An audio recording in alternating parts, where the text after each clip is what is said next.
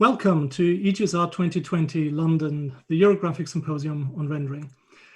Many of you have been with us already during yesterday's workshop on material appearance modeling, and I look forward to joining you in watching a stimulating program of EGSR. The conference is a co-production of Imperial College and University College London, Abhijit Ghosh of Imperial, Tobias Ritschel, and myself from UCL. For the academic program, our paper chairs Matt Farr and Carsten Daxbacher signed responsible. Due to the pandemic, the conference had to go virtual, with most of us contributing out of lockdown. As much as we regret not being able to host attendees in London, we believe that the virtual format has its benefits. With a free registration, we hope to widen the audience for EGSR, and by stretching out the conference of the full week while shortening the daily program, we hope to keep it compatible with more time zones across the globe. And last not least, it should turn daily attendance into less of an endurance test. None of this would have been possible without the valuable support of our sponsors and of the Eurographics community, so allow me to send out a big thank you at this occasion. In the remainder of this session, Abhijit will tell us a little more about our location and about what could have been done before Tobias offers you with a rundown of our online format and logistics. After that, Matt will say a few words on the program and selection process before we conclude with a memorial tribute to Jaroslav Krivanek, provided by Wojtek Jarosz. For now, I'm handing over to Abhijit. Thanks a lot, Tim. So we thought it would be interesting to give everyone a little bit of a sneak peek of the original plans that were put in place. So EGSR was returning to London after 19 years, and it was going to be a joint organization between Imperial College London and UCL. The main conference was going to be at the main campus of Imperial College, and we planned a reception to be at UCL. At Imperial, we selected the Skempton building, which has two appropriate conference rooms. It's located right next to the Queen's Tower. And it's an interesting venue because it's surrounded essentially by tourist attractions. Towards the north, there's the Hyde Park and the Royal Albert Hall, and three famous museums just to the south of the building. Here's a sneak peek of the layout of London and where the two universities are. So Imperial College is slightly to the southwest, next to Hyde Park, and UCL right next to the British Museum on the northeast. The two campuses are connected by a Piccadilly line tube. And we thought to take people over to UCL for the reception, it'd be interesting to actually hire one of these tourist open-top buses and give people a little sightseeing tour as we travel to UCL. The other things planned were, of course, the reception being at the beautiful campus of UCL, but we have also planned to then head afterwards to a neighboring pub to give people a true British experience of socializing in the evenings. And of course, no trip to London would be complete without a trip over the River Thames. So we actually planned to even host a conference dinner on a glass boat over Thames and take you around the sights of London. So these were, of course, things that we planned originally, and then we had to quickly adapt to the changing situation of 2020. And now we have this virtual organization. So over to Tobias to explain more details about that. Thanks, Abhijit. So instead of all those exciting real things that we could have offered in London, we give you basically three things which are virtual that help to emulate a bit the conference experience. The first one being YouTube. There's Rocket Chat for chatting, and there's Zoom. I'll go over all of these 3 points now on the next slides. YouTube is probably what you're using at that point in time to see what's going on. But if you can't manage to do it live, everything is being archived. So just go to the main conference page, click on program. Every time when you see an item on the program, just click the YouTube link next to it. It will take you to the archived version, of course, if it already has happened. You can also use that to go live to the particular session that you're interested in. That's on now. And if you're just lazy, go to EGSR blah, blah, blah /live, and that will immediately take you to what's on the menu now. The next component that we're using is Rocket Chat. This is only for those people that did have subscribed. There's a couple of channels. There's something called General. That's for any general socializing you have in mind. That's appropriate for a conference, so do make use of that. We will send announcements to the channel of that name. You can join the volunteers for technical support. Any kind of question you have, if you are an author or just an attendee or whatever, just go there and ask. Very important for the particular discussions around the papers. It's a key part of any conference. There's specific channels. They all follow this naming convention you see here, SR for EGSR now. Then you have the sessions numbered consecutively and the papers numbered consecutively, plus the title that gives you a bit of an orientation. Go there, please join the discussions. The chairs will need to read the questions from there, and there's a discussion taking place. Further, you can create your own channels. You have your private chat groups. It's a chat system. I think you get the idea. The little blue thing is called Jitsi, and in theory, it allows you to also have voice calls. So there, it can be a bit hard to find. Here you just see it in the top right corner, the little icon over there. Finally, we're going to use Zoom for only the town hall meeting. Unless you're a presenter, then you will join us using Zoom. That's a different story. We had it for the MAM discussion. I think that was very useful. So I invite you to join the town hall if you can, and that will be on Zoom. We'll post the link to that Zoom room a bit later because there are problems with Zoom security and so on. So everybody who has the link can join. Please do not distribute this link once it has been shared. General rules of conduct in teleconferencing apply. Please do use the raise hand feature if you want to talk. We will unmute you then. You may or may not want to show your video.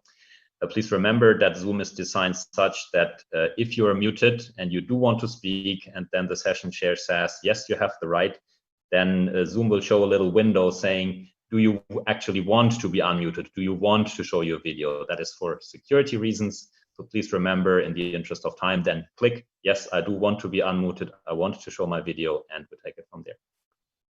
So much on the details. I take the opportunity to thank my team, the volunteers, which are very hardworking. So here somebody just pressed capture moments on Skype, and everybody you see nerds at work. So that was very enjoyable to work with them. I'm handing over to the papers chairs for more details on the program. Thank you. Thank you. Yeah, hello and welcome to EGSR from the paper chairs. My name is Carsten. And I'm Matt. Welcome to EGSR. Next slide, please. So as Tim mentioned, we've switched up the schedule a little bit to have the conference be over 4 afternoons or mornings or evenings, depending on your time zone. And each day will be about 3.5 to 4 hours of content, which makes it a little bit easier to digest, especially virtually. We have 20 paper presentations spread out across 8 sessions, a keynote by Jan Kautz first thing tomorrow morning, and of course the traditional town hall meeting. And once again, that's the URL where all the information is there for you. Next slide, please. So as we were planning the conference, the goal was to kind of not change things too much, and just kind of keep the strengths of EGSR, have another good conference, have another good program, but not to radically shift, any of the format. And of course, 2020 intervened, and quite a few things changed. But we still maintained the core of the conference and kind of the single track, the collaboration with Computer Graphics Forum, and all those good things. Next slide, please. So as before, we have the traditional conference track where many of the papers, where all the papers are in the Eurographics Digital Library, and a selection are published in a special issue of Computer Graphics Forum. Unlike previous years, occasionally, there'd be a number of invited talks for papers that have been published in CGF already, where the person would come and give a talk at EGSR. We did not do that this year in the interests of time, just because we have fewer hours of sessions to work with in the updated format. I am, of course, I'm very happy though that, not only are the submissions in the Eurographics Digital Library, but all of the papers this year are open access. So they're freely available to everyone, as long as the digital library is there. And equally exciting, is of course the fact that the talks are recorded and, will be up on YouTube and will be available for, years to come. So while we've lost a lot of, the kind of personal direct interaction and that great part of EGSR, some good has come out of this state of affairs as well. So that's something to appreciate. Next slide, please. We had a strong set of paper submissions this year. And I think one other good thing that came out of the state of affairs is that, I think we may have gotten some submissions from people who might not have submitted normally. Normally it's a requirement that authors attend the conference to present their work, which is of course important, in a physical conference. But it does preclude some people from submitting in the first place, if they're just physically not able to attend. So this was another kind of silver lining. We had 50 paper submissions, really strong submissions all around, and about the usual acceptance rates as in previous years. Next slide, please. I'd like to especially thank the IPC, who did great work in reviewing all these submissions. Seeing the reviews go by, the quality of the reviews was uniformly thorough and quite rigorous. And I think that the hard work the IPC does is really integral to the quality of the program in EGSR. So special thanks to the IPC. Next slide. Each talk will be about 20 minutes for the presentation itself. We have 8 sessions organized by category, and stick around for the closing session where the best paper award will be announced. As Tobias mentioned, there's a Rocket Chat channel for each individual paper. And if you'd like to ask questions, if you'd like to kind of submit a question to ask the presenter of the paper, Rocket Chat is the place to do it. And then the session chair will watch what's going by in Rocket Chat, and we'll select questions to ask the presenter. Next slide, please. Tomorrow morning, we'll be starting out with a keynote by Jan Kautz, who has a long history in rendering, and of course was formerly on the faculty at University College London. And in a different world, this would have been kind of a homecoming for Jan, now it can be a virtual homecoming. But Jan, he has a long history in rendering, of course, most recently coming at it from the machine learning side. So working on generative models and, image synthesis through neural nets. So the very exciting and different approach to making images. So I'm sure he'll give a great keynote. Next slide. And finally, one more pitch for the town hall. So this is open to everyone, and we encourage everyone to attend. And this is a time to give, feedback about how the conference went this year, and to make suggestions and to discuss how it may, how the conference could be improved in the future. I think especially this year where it's such a different conference format than before, I think there's a lot to talk about and a lot to discuss as far as, the future of EGSR. So please do come to the town hall if you're at all interested in these topics. And with that, I'll hand it back to Tim. Thank you, Matt. We will now conclude the session with a tribute by Wojtek Jarosz to our late friend and colleague Jaroslav Krzywanek, a highly respected member of our community who was taken from us much too early.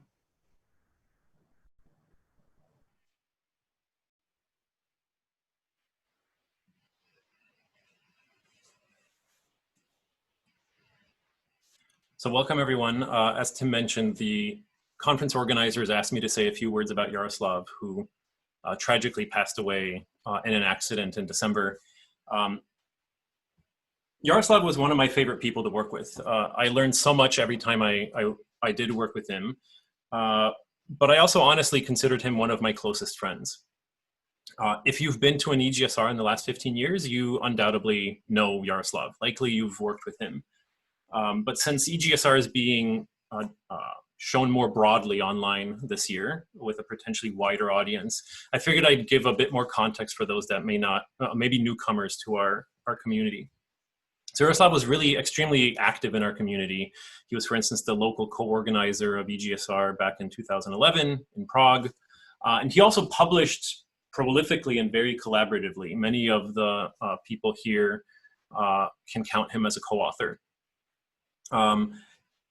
And over the last 15 years, he's really been involved in some of the most influential techniques, from his early work on radiance caching to his contributions on many light rendering and photon mapping, to the development of vertex connection and merging, his recent work in appearance fabrication and path guiding. You could always tell if Yaroslav was involved in a paper. His papers were always mathematically rigorous, but also included very thoughtful writing with very clear and lucid explanations. He was also one of these rare researchers who put his research into practice. He went to places like Weta, Disney, Pixar, and also co-founded his own rendering company to basically show what it takes to go from an academic paper and then really stress test these algorithms and use them in production. And I think these contributions, all of these contributions will have an enduring impact in our field. But if I had to guess, I would put my money on his contributions to multiple importance sampling. I'd argue that maybe only after Eric Veach, Yaroslav probably is the single person that contributed the most within our community, in our community's understanding and development of the theory and practice of multiple importance sampling, which now is one of the most basic tools for making Monte Carlo light transport more robust. So I didn't want to make this tribute focus entirely on Yaroslav's research. In some sense, EGSR is Yaroslav's academic home, but for me, one of the highlights of coming to EGSR, actually since the very beginning in 2008, when my first EGSR, has been to spend time with Yaroslav and other friends that I've made in this community. And so after Tim and Abi and Tobias asked me, I really struggled with how to do justice to Yaroslav in this tribute. While I considered him to be a close friend, I'm just one person, and I know that he profoundly impacted the lives of so many. So I initially felt uncomfortable speaking on everyone's behalf. And so I reached out to some of his close friends and collaborators to send me pictures or stories or short video clips of their memories with Yaroslav. And my initial plan had been to just share those with you today. This is just a small sampling of the photos that either I was able to find online or were shared with me. But after having more discussions with people and looking at these pictures and reading some of the stories, I realized that there was really a common thread. And while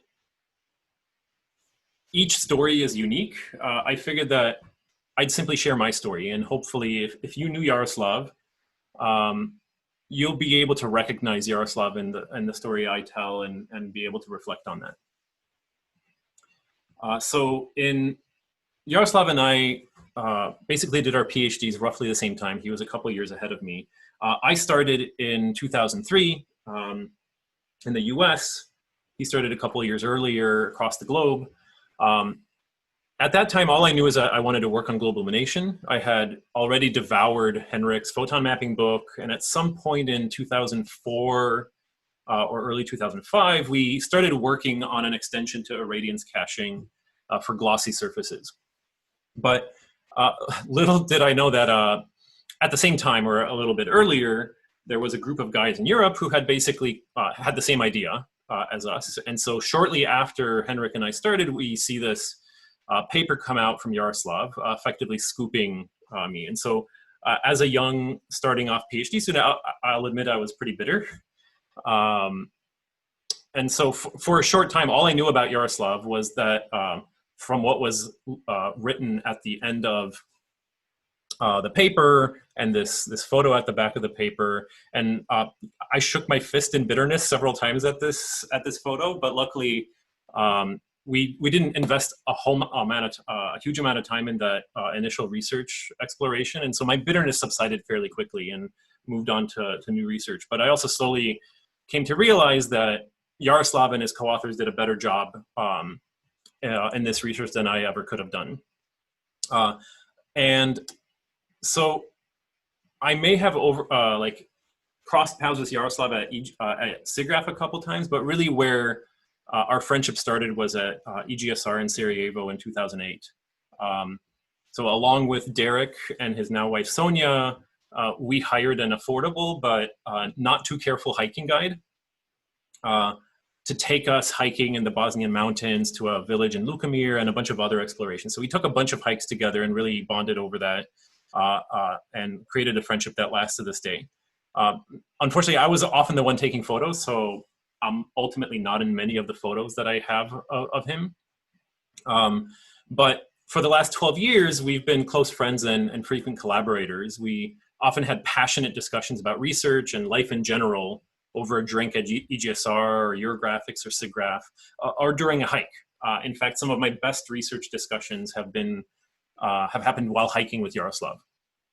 And I think that really, the way that Yaroslav approaches collaborative research is something that many of us in the community have personally experienced and really brings our community together.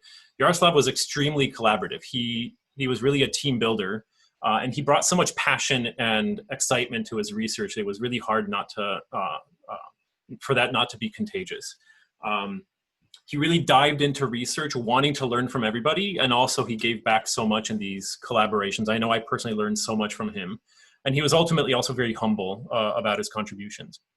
And so in the summer of 2012, while I was working at Disney Research in Zurich, Yaroslav approached me and asked if he could come for the summer, stay as a visiting professor, so that we could start some working on some research together. And basically, ever since then, we've been working on research together. And I know that I'm not alone in this. This seemed to be Yaroslav's MO. So in thinking about this tribute, I came to the realization that in many ways, Yaroslav is like the rendering community's Paul Erdos. Yaroslav was somewhat of a nomad, traveling around the world, befriending and starting research with the people he meets. He did his PhD jointly in the Czech Republic and France, including a stay in Florida. He then went on to Cornell to work with Kavita in a new area of perception, went back to Prague as a professor, and then went and visited places like Weta, Pixar, Disney, Montreal. And in each of these places, he would leave in his wake a collection of lifelong friends and publications. And I'm really proud to be included in both of these groups, and I'll proudly wear my badge of honor that my Krivonic number is 1. And so I know my story is not unique or special. I personally know from many of you that have similar and equally meaningful stories about how Yarda touched your lives. But he really was an irreplaceable presence in our community, both in terms of research, but more importantly, he was a dear friend, and I will miss him dearly.